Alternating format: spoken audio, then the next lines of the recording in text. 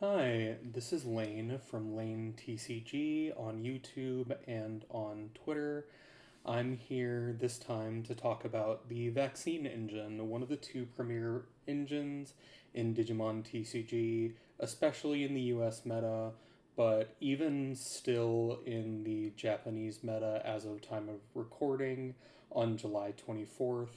It's dropped off a bit in Japan, but it's still going strong in the US, and honestly, depending on upcoming ban lists, it may be strong again in Japan as well. So let's get into it. So, an overview. The Vaccine engine is one of the two premier engines in the Digimon card game as of BT16 and EX6 format that we're currently in the US. And while it's best abused by Vaccine armor, using the Vaccine package, many decks that are lower power or rogue can boost their consistency compared to the regular in archetype support that they'd have. It enables explosive turn 2 plays that can lead to enough advantage to carry you through the early stage of the game and lead you into your game plan or early wins.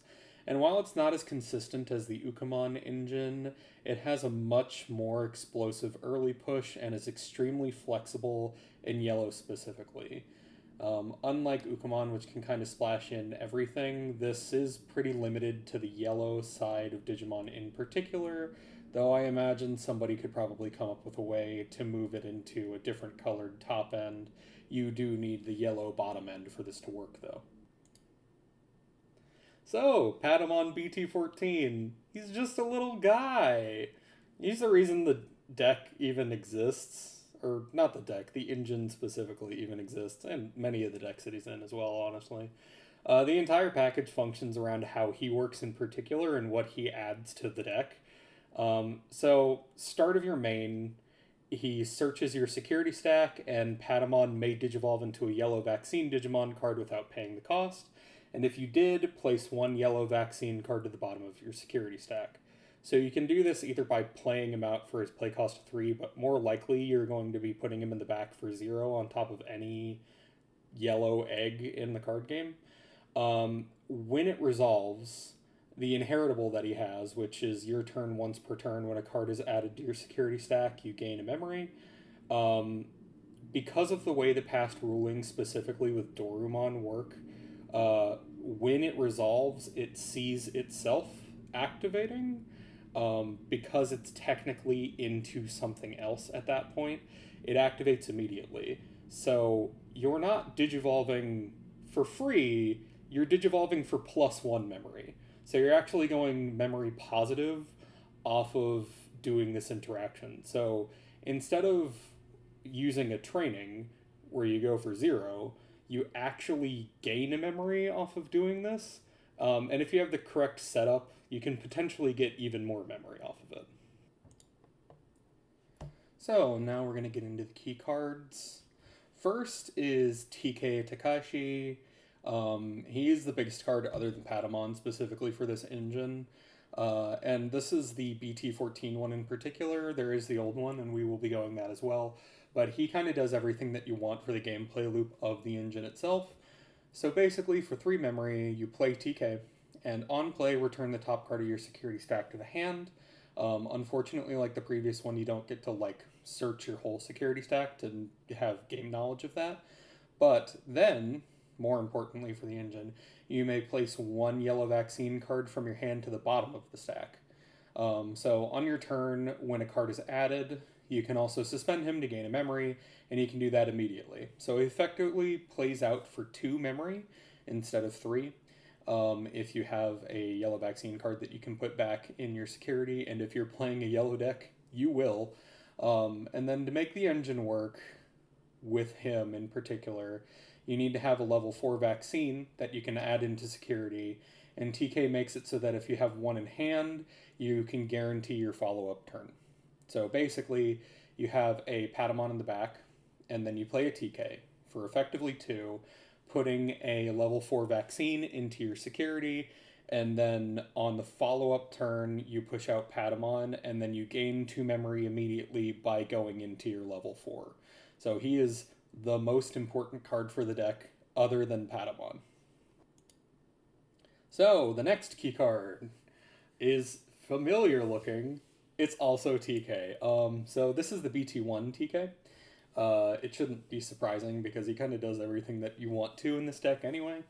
So he's been a staple of yellow decks since the beginning of the game, basically. So he's a setter. He costs 4 to play, unlike the previous one. But he makes sure that you start your turn with 3, which helps you quite a bit in this. Because you can start turn and then go to like 5. So more importantly, though, on play you can look at your security stack and then you can reveal one card from it and add that card to your hand. And then if that card was yellow, you recover from your deck to security. So he allows you to see your security for Patamon to see whether you have a payoff in your hand, and whether you need to like add things to your security. And because he adds things to your security, he triggers all of your Patamon inherits and also all of the newer TK on the board, so you can gain memory by doing it. So depending on if you have a Patamon and another TK out, you can effectively play him for 2. So he just really helps stabilize. He makes sure that your plays on future turns start with enough memory to do things. And also, because you start at 3, anytime that you go off with a Patamon and with the other TK out on the board, you go to 5 at the start of the turn. And this deck can pretty easily get a few memory gain inherits and also a few of the new TK on the board. So you can kind of casually go to like 6 or 7 to start with this deck. Well, not this deck. Again, engine. This is an engine for many decks, but usually when I talk about this deck, I'm talking about Armor Vaccine in particular. So, the last key card that I'm going to go over before we start getting into enablers for the strategy is Emissary of Hope. You don't necessarily need to run this in every single thing that runs the vaccine engine, but it's a thing that you should be running in most of them, to be fair. Emissary of Hope is an option that does an absurd amount of work in this deck and should generally be run in at least 2 copies in any deck that abuses this engine. So for 1 memory, one of your Digimon on board may Digivolve into a level 6 or lower Digimon card with Vaccine trait in your security without paying the cost, which is already pretty crazy. It, by itself, does a training memory of reduction for Digivolution for most things. At least going from your 4 to 5, it's the same as a training, but depending on your deck, going from a 5 to a 6, it could be even more effective than a training. And then, if you have a TK on the board, you recover 1 from deck, which again triggers all of your TKs, the new one, and all of your Patamon inherits on the board. So if you have even 1 of them on the board, this option is effectively free. So it's a free Digivolve from a 4 to a 5, or a 5 to a 6. Or a 3 to a 4 if you somehow don't have Patamon on board and you have something like a Kudamon. So this card is extremely efficient, and because of how this engine works, you will always have a yellow source. It would be weird if you didn't have a yellow source with this deck. Now, into the enablers. So first, and potentially most importantly for the decks that revolve around this engine, is BT13 Kudamon. It's been a staple in yellow decks since it's come out. There's a reason it has a judge version versus, most other things that are uncommon or common. BT13 Kudamon is probably one of the most reliable searches for the engine, but also for yellow in general, even when compared against boosts and trainings in yellow. So it has a play cost of 3, though it can also Digivolve. You're not going to want to Digivolve unless you don't have any other level 3s, but it has an on-play effect. So on play, reveal top 3 cards of your deck and add 1 yellow Digimon card with Vaccine trait and 1 yellow Tamer, which is already more efficient than most other searchers because you're grabbing 2 things, and it's fairly generic as far as things in yellow go, because most things in yellow are Vaccine trait. There's a few data things, but most things are vaccine. The biggest issue that Kudamon has is that if you don't have a Patamon in your opening hand or early on in the game, Patamon BT14, the thing that this entire vaccine engine revolves around, doesn't have vaccine tag it's a data for some reason. Probably to prevent it from being searchable by this card exactly, realistically. But if you don't already have a Patamon, dropping Kutamon can be risky because you could end up bottom decking your Patamons. But other than that, it's a great card. The Inherit doesn't really come up so often, at least in things that matter. But when attacking once per turn, if there are 6 or fewer total cards in both players' security stacks, one of your opponent's Digimon gets minus 2000 DP for the turn. It really only comes up at the end of the game, and mostly it just gets rid of some of the floodgates, but that's about it. So, the next enabler is Magna Angemon Ace. For the decks that don't specifically have archetypical level 5s, there are a few cards that you should consider including. Magna Angemon Ace is extremely generic and helps with your game plan on multiple fronts. So, due to the vaccine tag, he's searchable by Kutamon, and he's also a target for Emissary of Hope if he ends up in your security. But also, for a cost of 4 or when Digivolving for 3, recover 1 card from your deck to the top of your security if you have 5 or less cards, and then you give 1000 DP for each card that you have in your stack.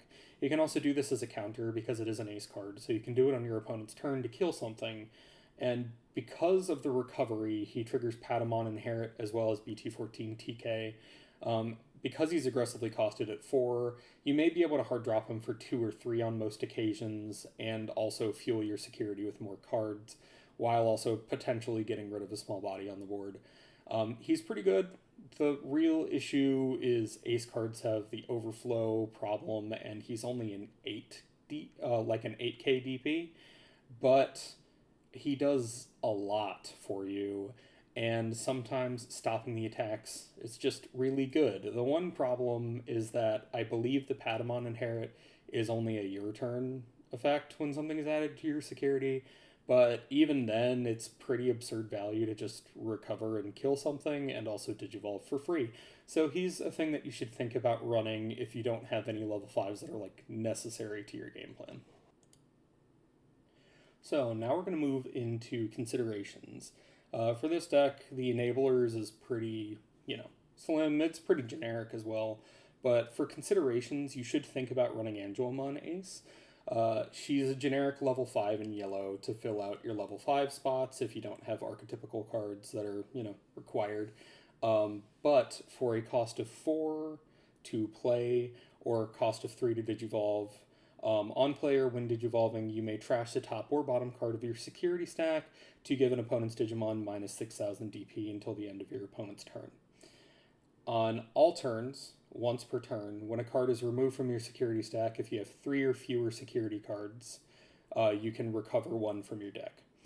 And while it's not strictly interacting with your game plan, it can slow down the speed at which you lose by recovering once a turn, and generally you're going to want to use it as an ace to counter on your opponent's turn because it's a deletion, like a DP deletion effect, but it still will trigger Patamon stuff if a card is removed from your security due to one of your effects and you have 3 or fewer after that. You will still recover and be able to trigger all of your inherits and the TKs. So it's something to think about if you don't need the space for something else. Now, the next consideration is Salamon. If you're not running a ton of floodgates to play against the rest of the meta, or another level 3 that specifically interacts with your version of the deck's game plan, Salamon BT15 is a pretty good inclusion in the deck. So for 3, at the start of your main, if you have 3 or more security, you may add the top card of your security stack to your hand, and if you have 2 or less, you may place a yellow vaccine card on top or bottom of your security stack. Because of how you order your effects in Digimon, if they would trigger at the same time, like the same start of your main step, you can use Salamon's ability ahead of a Patamon if you have them both out at the same time, because you are allowed to layer your effects in the order that you choose. So essentially, if it's late into the game, you can choose to activate the Salamon place a yellow Digimon card with vaccine trait from your hand to the top or bottom of your security stack to set a level 4 that the Patamon can then trigger its start of main and use to Digivolve into. And then you gain value off of the Patamon Inherit and any of the other cards that you have set up on the board. It is more of a late game play, or at least a turn 4 play, to make that work. But otherwise, you can just kind of do things off of it, like add stuff to your hand or use its inherits that when a card is removed from a security stack, one of your opponent's Digimon gets minus 2,000. And that's all turns, once per turn.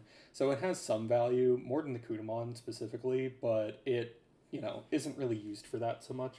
It's a pretty good generic inclusion if you don't need the space for other avenues towards your game plan, and it's something that you should think about if you're looking to build this engine for a niche deck to try and power it up. So yeah, we're going to move into other stuff now, but let's go. So, the next thing is just an example engine list. This isn't something that you can just throw into any deck and make it work, but it's an example of the kinds of things that you could put in the deck to make it function. It's using cards that we've already displayed so that you can see what they would do. So for this, it's 2 Kutamon for searching, 4 Patamon to do your turn 1 and later turn plays, 2 of the Salamon to set up for Patamon later in the game, 1 Angelmon just to slow down losses if you're losing steam, or also to just modulate your security for other things with like the TK effects, 4 the Magna Angemon to recover back to your deck, 3 Emissary of Hope to, Digivolve for effectively free or plus, depending on how late it is in the game, 4 of the TK Takashi BT14s, because it is the most interactive piece to your strategy other than the Patamon, and then 2 of the setters, because you usually don't want to run more than 2 or 3 setters in any given deck. And then we didn't go over BT14 Tokamon, but it's when you recover, I believe, draw a card, and that just generally works off of everything in this deck. But yeah, just some kind of yellow egg that cares about your security generally will work pretty well in this engine. So next we're going to go into the engine's game plan. While your deck strategy may be slightly different, this is just an overview of what the engine wants to be doing on your early plays and also some of your later stuff.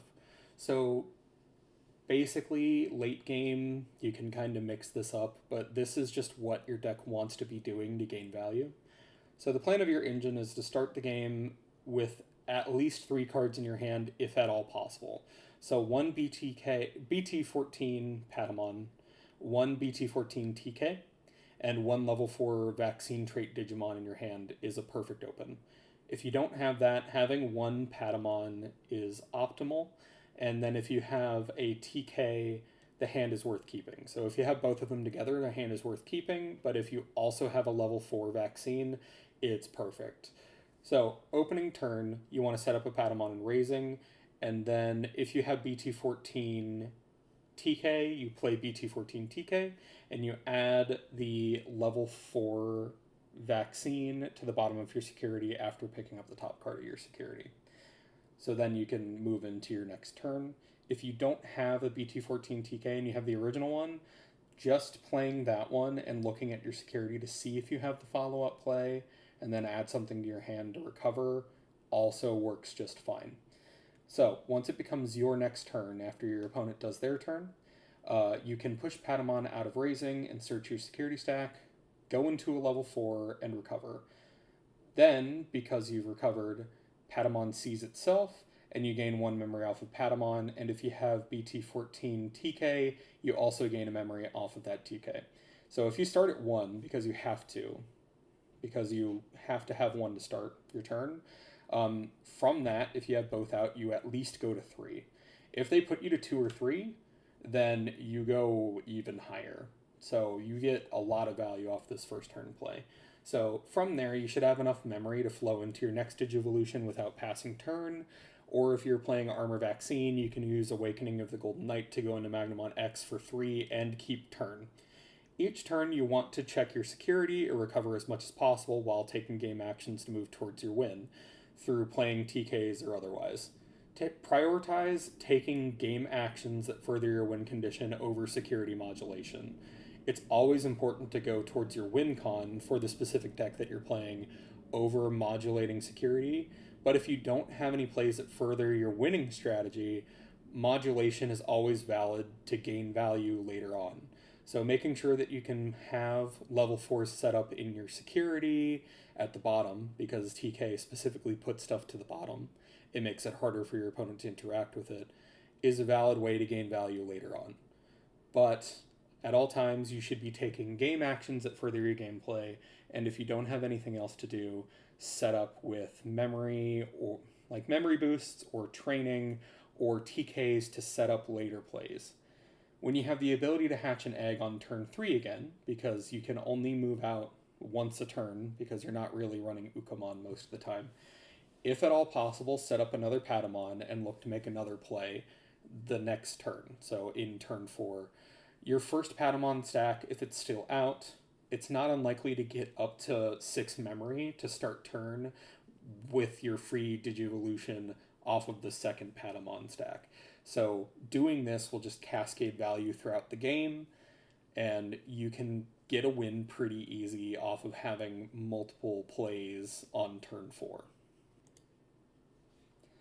So we're going to move into decks that specifically use the vaccine engine and how to abuse value off of them. The one that gets the most value out of the engine is Armor Vaccine in particular. Armor Vaccine is the deck that started making people abuse engine in the first place, and it's the most strong thing that it can do at the moment. Patamon can digivolve into a Rapidmon in security, because the starter deck Rapidmon and the old BT8 Rapidmon are both vaccine, and because Awakening of the Golden Knight can have any armor form digivolve into Magnamon in name, you can go into Magna X and generally keep turn off of your plays. So Rapidmon is vaccine, both versions, and also Golden Vidramon is the other one that's run in the deck, is also a vaccine and an armor trait. So then you can go into Magnamon X for 3. From there, due to how the engine works, you can almost always modulate your security to give Magnamon X immunity through engine cards or through a Nyaramon egg, which on attacking can trash the security to gain a memory, which then unsuspends your Magna X. If you don't get those two cards together, all of your Rapidmons can also digivolve into Rapidmon X, which slows down your opponent's gameplay by suspending everything, and then all of their suspended stuff gets minus 4,000. And if one of them dies, you gain 2 memory back, which is all turns once per turn as an effect. So you slow the game down and make it more of a control if you have that, until you can get a Magnamon X to do beats. Because of how it works, you can also steal turn back because of the 2 memory gain. Because of how the strategy works, level 5s are barely needed at all, and the ones that you do run are generally for utility, and if you need to bridge the gap into Magnamon X and don't have the option in your hand. So you'll be running Magna Angemon Ace and like maybe an Angelomon Ace, like singular, to do that. But this deck is extremely value heavy, so you'll be able to get there. As long as you get a good open, it goes off pretty hard. So the next thing that abuses the value is a 3 Great Angels deck. It's also a deck that abuses the value of the engine because every single Digimon in the deck has a tag aside from Patamon himself.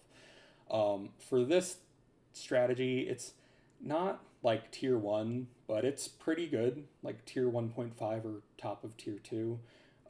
But the name of the game with this deck is to, if at all possible, set up Patamon and set up the Patamon play while making sure you have another level 4 or 5 in your security to play off of Diminumon for free.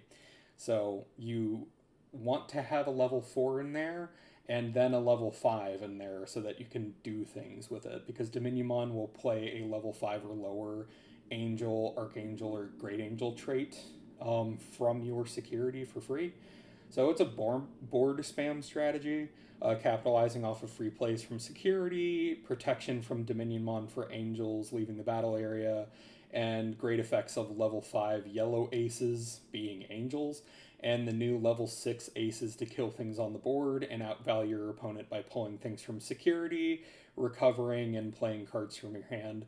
Specifically, Cherubimon Ace has become pretty expensive lately because of its play something from your hand and then give minus DP for all of your other stuff. It's less oppressive than Armor Vaccine, but if you like playing a more pure yellow style game plan as opposed to aggro like Armors, or, kind of mid range control if you end up being in the Rapidmon X portion of Armors, it's a solid tier 1.5 or tier 2 strategy that works well into Numamon, specifically because of the DP minuses. So yeah, it's a thing to look at, and it's a thing that if you like yellow, then it just works pretty well. So this one's more like value question mark. Goldramon. If you're looking for a more casual deck that this engine props up, Goldramon can gain a good bit of value off of the engine while it's not as good as the other ones listed. It's an example of something off meta that can be somewhat relevant for like locals if you want to have fun brewing an interesting deck, or if you want to bring something that'll make people laugh at your local. Goldramon specifically is a yellow vaccine card, and its supporting line happens to be also. So using Patamon or Emissary, you can search your security as a resource to go into your Vidramon searcher, and then move up towards your Goldramon through the, I believe it's Anguamon is the level 5 for this deck. So the name of the game is to get into Goldramon BT14 as quickly as possible while setting up options to keep momentum. So when you get into BT14 Goldramon, you make 2 tokens. One has Rush and one has Blocker. So you immediately swing the Rush token and then Digivolve into Goldramon X for a cost of 2. Because Goldramon has an effect that when it would Digivolve or leave the battlefield, if you have a token and one of the tokens is deleted because of the Digivolve or Goldramon leaving, you recover +1. So you go in and then you swing, get a free check because you still have the blocker guy in the back. When you Digivolve, you recover, and then you will play an option for free off of going into Goldramon X.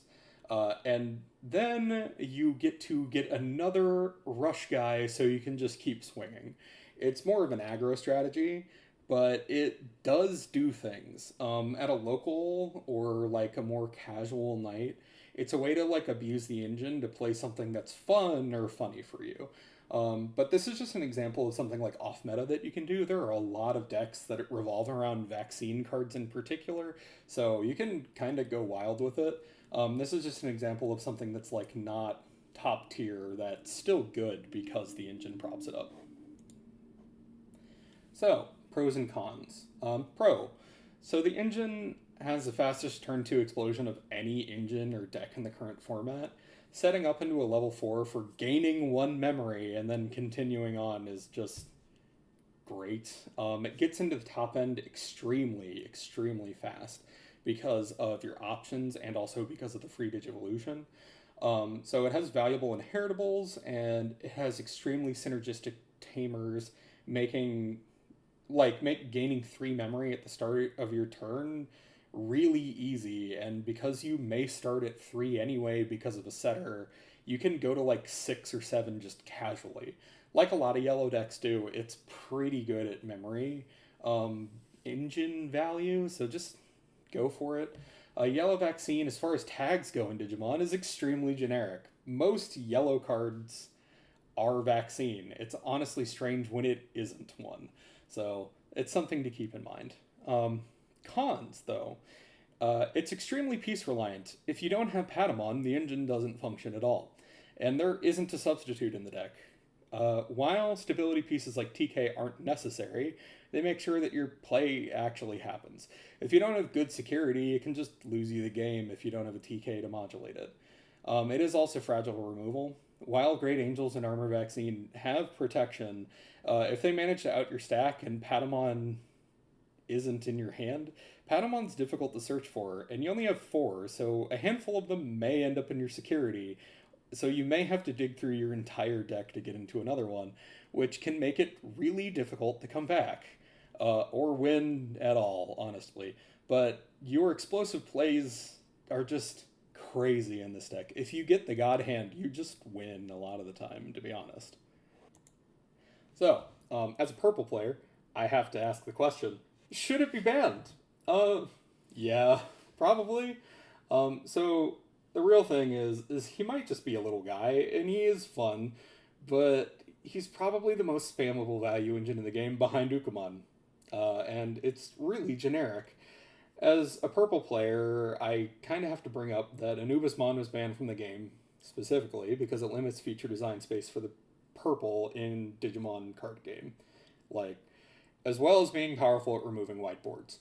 Patamon by himself kind of warps decision making for all future yellow cards in design space because if they have the vaccine tag, it has to be taken into account every time a level 4 yellow card is introduced into the game. If a yellow 4, like yellow vaccine level 4, has a good win digivolving effect, it's gonna be abused by the engine. It's one of the reasons why the Geogreymon ban was so reasonable because it could play out any yellow like tamer off of just a Digivolve, and if you have Patamon, you can just abuse that. It would make Patamon almost a better rookie for Shine than Agumons are. And Patamon by itself can warp anything that's a yellow level 4 in the future.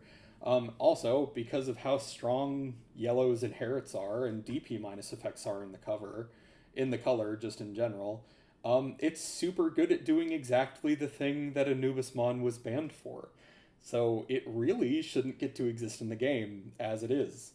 I know that a lot of the people who have the card really want the card to stay around because it doesn't feel game breaking when Ukamon still exists, but it should probably be limited because reasons that they've given for other limits previously fit this card exactly. It's game breaking in certain situations, it warps how they have to design the game in the future, and it's just really, really good. It should probably be limited to one, but the real thing is it's probably going to be ignored in the upcoming ban list because JP meta has seemed to mostly move on.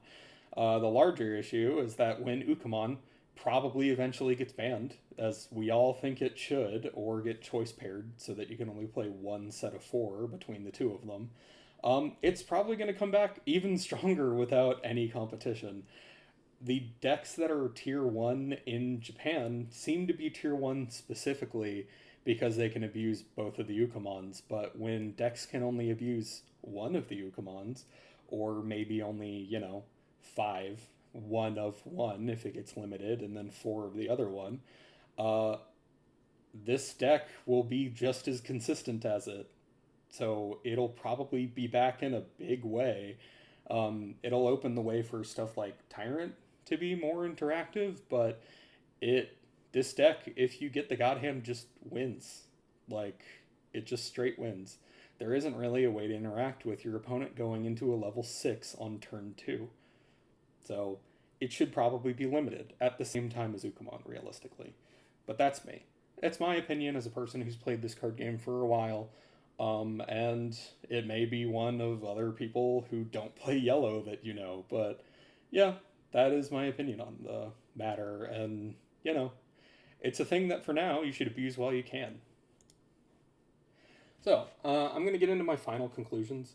The vaccine engine is extremely spammable. It's a powerful engine and it uses your security as a second hand to make plays for free and gain memory for the trouble of having to modulate a resource outside of memory or cards in hand.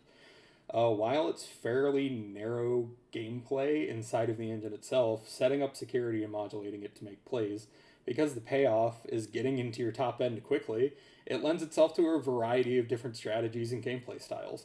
Whether it be aggro from Armor Vaccine or go wide like Three Great Angels, if you have a strategy that's yellow focused, it'll probably slot in pretty okay because it only takes up 12 to 15 card slots total and usually plays into what you want to be doing anyway in these colors. So if you want to come up with a control deck strategy or something else, go for it. I mean, it's pretty easy to do. If you come up with anything interesting, honestly, let me know. I'd love to see it. You can follow me here. Uh, subscribe and like on YouTube. I would appreciate that. Or follow me on Twitter or my Twitch at Lane TCG. My model creator is Be a Big Shot, who's also a VTuber, who goes by at Arabiataho. It is HOE at the end because I know my model cuts it off. And my banner is by my friend Yoyoms, who you can see's at is on this page. Thank you again for watching. I really appreciate the people who comment on this and have been watching my content. And I'm going to try and make more of it in the future. So if there's anything that you want me to cover, please just let me know and I'll look into it for you. Okay? Hope you have a nice day. Bye.